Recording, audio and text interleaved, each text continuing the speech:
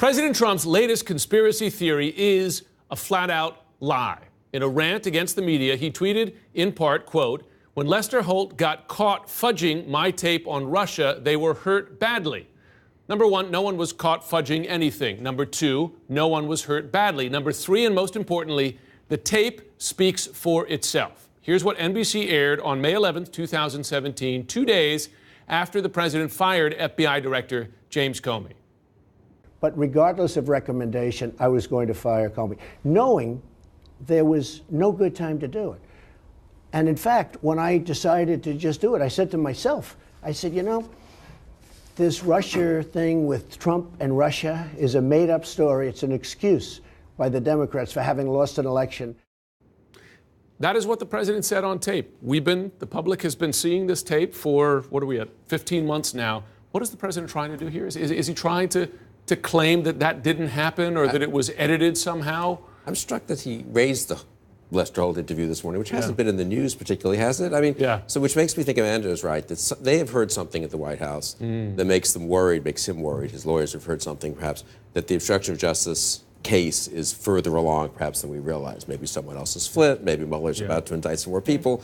Maybe they have information. They've told the president they don't need to have an interview with him because he's now a target of the investigation, or maybe could be an unindicted co-conspirator, whatever. Because suddenly, why was Lester Holt on his mind? That hasn't been something we've been debating, really. CNN's been in the news, but Lester Holt's interview was a long time ago.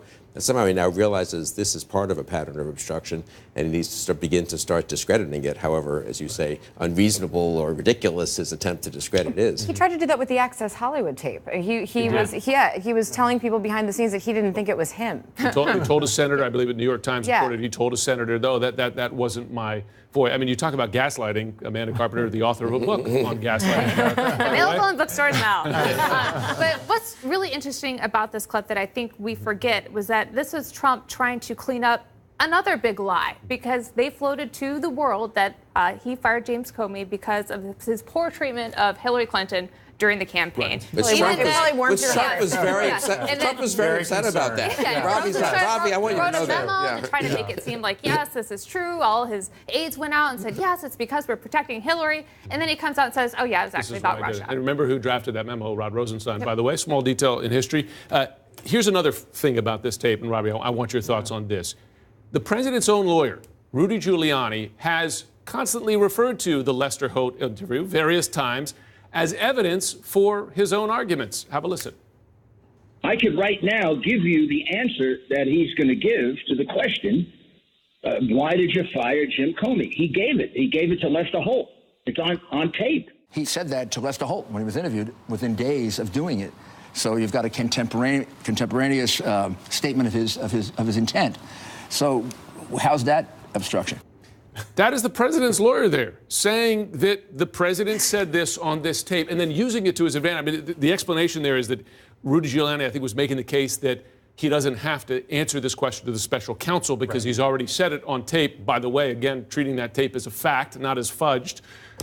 Robbie, who believes it is my question. Well, keep in mind, Rudy Giuliani was the one who said the truth isn't the truth. You know, I think it's interesting in a lot of Giuliani's interviews. I think one of his tactics has been to say, well, it was all out in the open. So sort of implying, well, he's not hiding anything. And so it could only be bad if he's hiding it.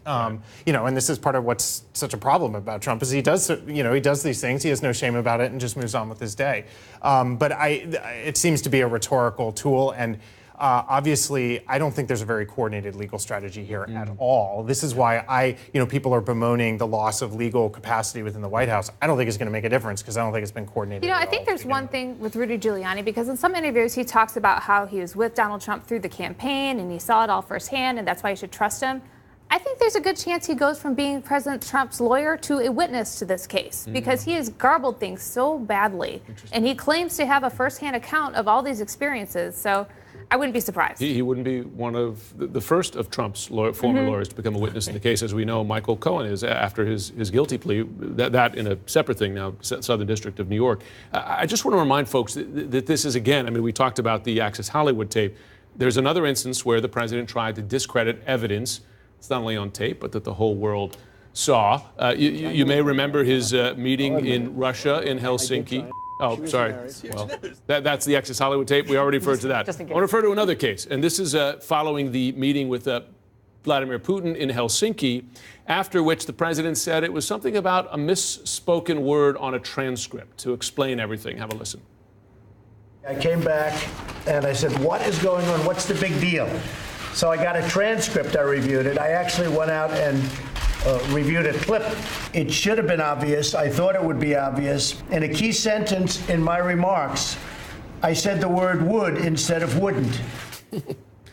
Keep in mind, if we took you back to Helsinki and you watched the whole tape of what he said there, multiple times he raised questions about the U.S. intelligence assessment about Russia's interference in the election. The president tries to wipe that away by saying, in one of those sentences, I should have added the int contraction at the end. It's part of a pattern, Bill Crystal. Is that in your book, too? Yeah, well, the new edition, when I update it. It's amazing how he just does this, right?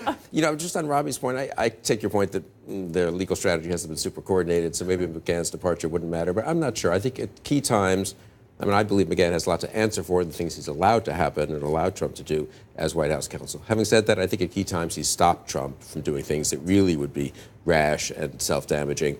And I was struck that both Senator McConnell put out this effusive statement praising McGahn.